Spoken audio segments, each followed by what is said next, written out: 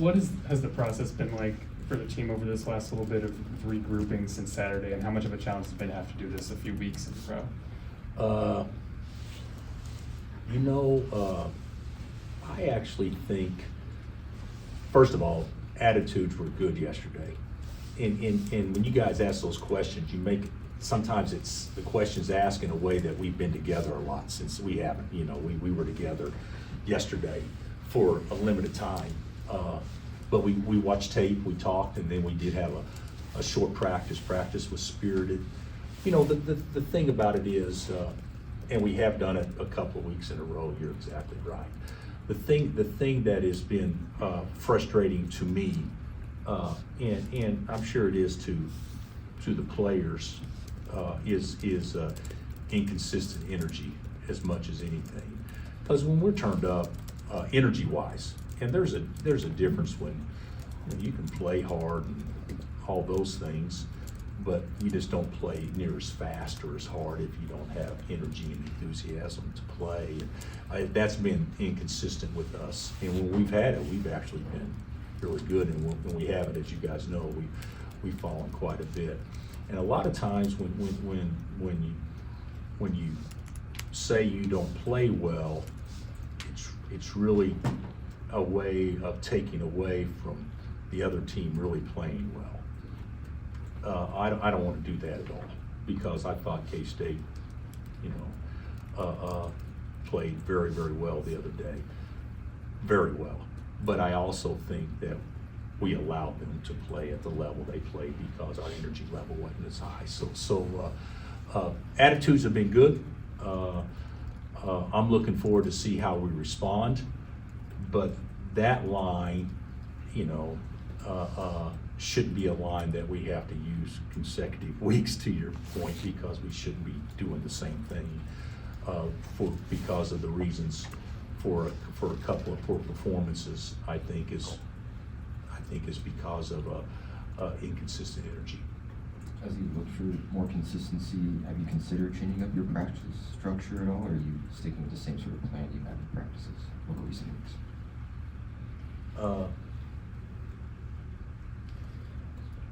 Have I looked at it? Yes. But the hour and 15-minute practices you have in February, I don't think is a true indication on what your energy level will be like in a game. Regardless of how you practice or how much time you spend on shooting or how much time you spend on a drill or how much time you go up and down in practice, needs to be done with energy regardless of the actual routine. I think your question is a good one, but I also think that if you have to change up practice to get energy, seriously, that's not the formula on the foundation of what you should be. So can you tweak some things? Absolutely. But can you re-emphasize, well, we're going to spend a different time, or we're going to put shooting at the end of practice as opposed to the beginning? To me, those are band-aids and not the root of real problems. Bill, there's always been a certain level of parity in the conference, but now that with the portal and everyone can bring in some guys with some money, is there less distance between the top and the bottom in college basketball?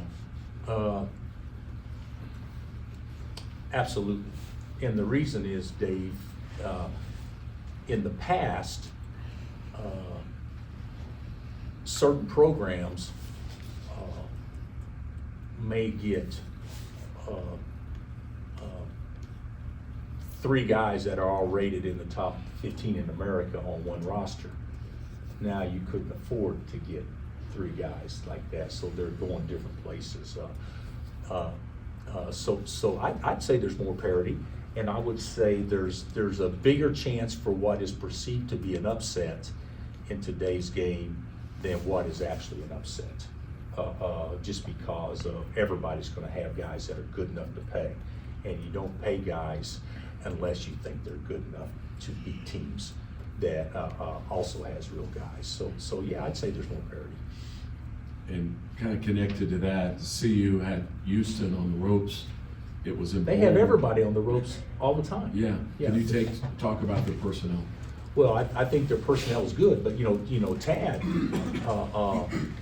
and their program, they lost a lot of guys from last year. I mean, and last year's team, obviously was very good, went to the tournament, but they lost a lot of guys off that team. Their personnel, guys, is good enough to beat UConn. Okay, but it hasn't been what it needed to be to close out close games in our league. So you look at the Houston game, what was it, a 2-point game with 3 minutes left, 4 minutes left, or Yes. whatever? That's a 1 or 2 possession game that turned out to be more than that. But if you look at a lot of their games in league play, there's been several games like that they were right there to win it and just didn't get it done for whatever reason. Looking at the starting lineup you went with this past week with Rylan and KJ, what did you think of that unit as a whole over the 2 games? Well, against Iowa State, I thought everybody was great.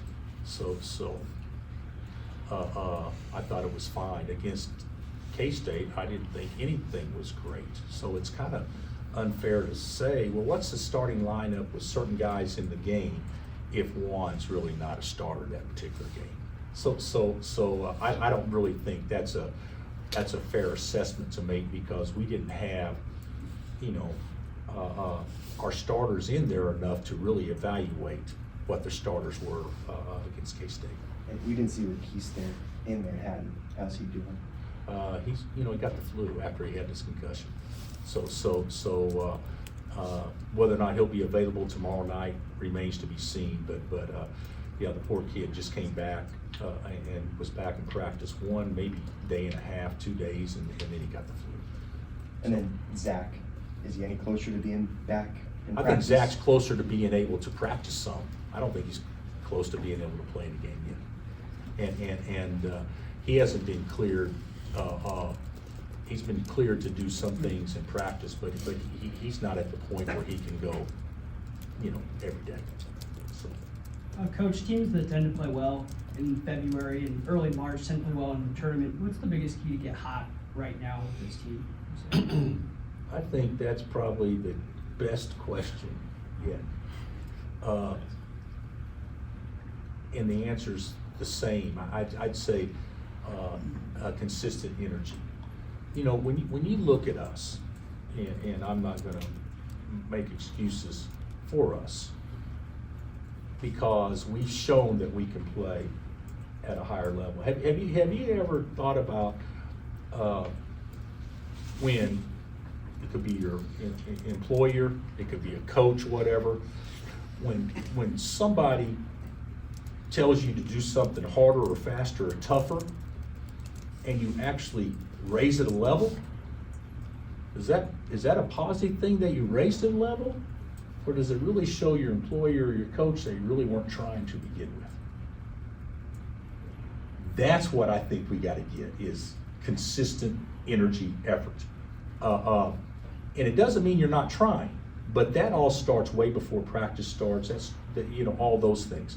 Because if a guy shows you that they can run, we call it 22 down and back twice in 17 seconds, and all the other times after 17 he runs in 17, he runs in 22, doesn't that tell you that maybe he wasn't trying quite as hard in the ones in 22 as he did in the 17s? So he spoils you by telling you what his bar is, and now it's up to you to hold him to that bar. Well, haven't we done that with our team? Didn't we beat Duke? Didn't we, without KJ, basically do everything but win the game against Houston? Didn't we hold Iowa State 52 points? So that to me is the bar. Anything less than that is not. But obviously, are you going to play that well all the time? No. But you should play at what gave you the best chance to play at that level that particular day in and day out. And I think if you look at us, I think it's just consistent energy as much as anything else. So to your point, can we get hot? Absolutely. Can we play our best moving forward? Absolutely. But we need to develop some habits before we actually get there. How close do you think you are to that? I mean, does it feel far away, or does it feel like it's just a couple of turns? I actually thought last Monday, I thought we were really close. I thought last Saturday we were miles away. I thought this past Saturday we're miles away. It'll be curious to see what we are tomorrow. So to answer your question, it's not, and I think this is obviously to the question about practice, until it becomes a consistent deal. You know, we tell our guys all the time, and some of them actually believe it, that there's been studies all across the world that have been done, that if you do something 18 consecutive days in a row, it becomes a habit. Now, who knows if that's true or not? I have no idea. But we say that. So if you get up every morning and you do this 18 mornings in a row, the 19th you do it just by habit. Well, we would be on day 2 today. So we still got a ways to go for it to become habitual. But can it be done? Absolutely. But you know, it needs to be. It should have been done before now. But certainly we got to get it done starting right now. Your example of the 22s too, and other things like that. So much of that, and I'm sure so much of what you want is got to come from the guys, got to come from the players themselves, right? Are there things that you can do, little things, or your staff can do, little things that help dial toward consistency throughout a game, throughout a week, througut a day? I mean, how hard is that to pinpoint? Yeah, I would say there's got to be some things that we could do. I watched something the other day. You know, when you have great teams,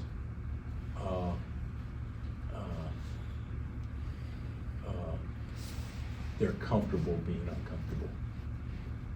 And I don't think that we're quite to the point where we're comfortable being uncomfortable yet. But are the things that we can do? Yeah, there's probably some things that we can do and tweak and do some different things to try to create that. But the reality of it is you know, we need to enjoy playing for each other as much as how do we do something to try to create this moment at this one time. You know, to me, yeah, you do those things, and yeah, it may create a moment for that one time, but what happens when that you don't do something at another time? Does that automatically mean that you go back to where it was? I think a lot of that's just from within, playing for each other and just having a general idea of this is who we are, this is how we play, this is how we compete, and we like doing it. And we like doing it with each other. And I think that's been inconsistent. But can we do things differently? Yeah, we can, and I'm sure there's things that we can do differently. But, you know, changing up how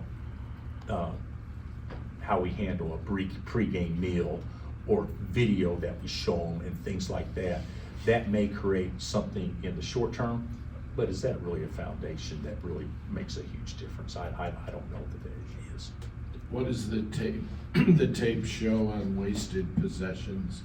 I don't think your turnover count's been too high, but what does it show in the losses on wasted possessions? You score 71, 73, whatever it was, on the road in back-to-back games.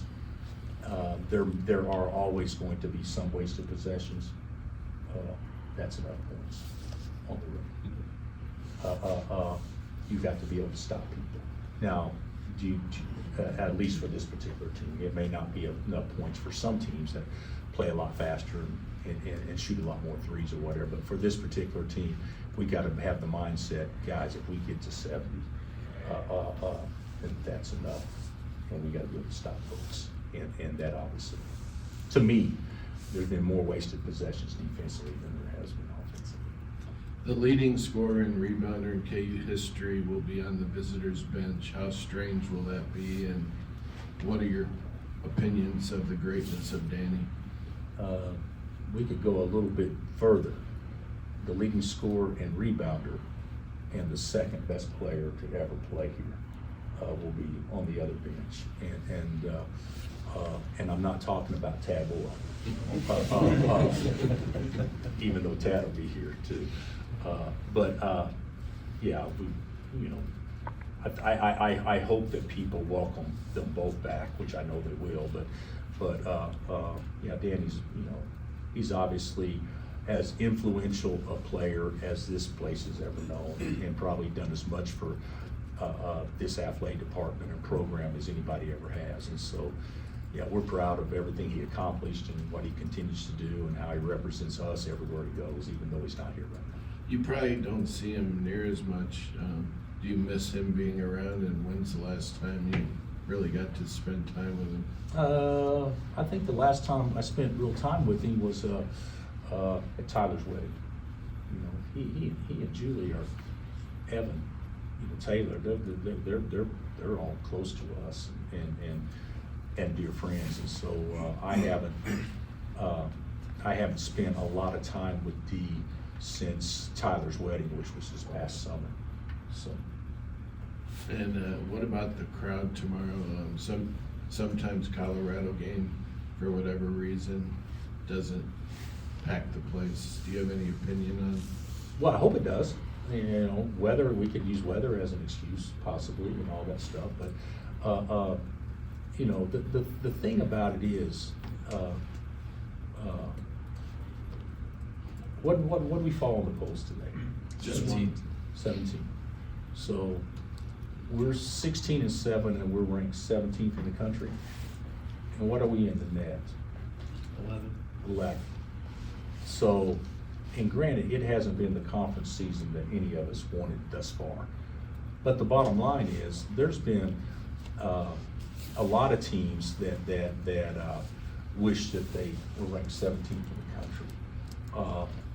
And so I understand the disappointment totally, and frustration, because we get frustrated too. But there's still another year that we can get to, and there's still a ton to play for. And regardless of who you're playing, and of course Colorado, and seeing Danny and Tad come back, I mean, that should be a game that people want to come to. But the bottom line is, we need everybody. Our guys, when guys are laboring, that's when we should rally around it the most. To be honest with you, we really need fans the least when things are going well. To be real candid with you, and when things aren't, that's when you really need them the most. And so I'll look forward to seeing a great crowd regardless of weather situation. But I would think that people would show up, because it's getting close to mid-February, and this is when it's going to start counting the most.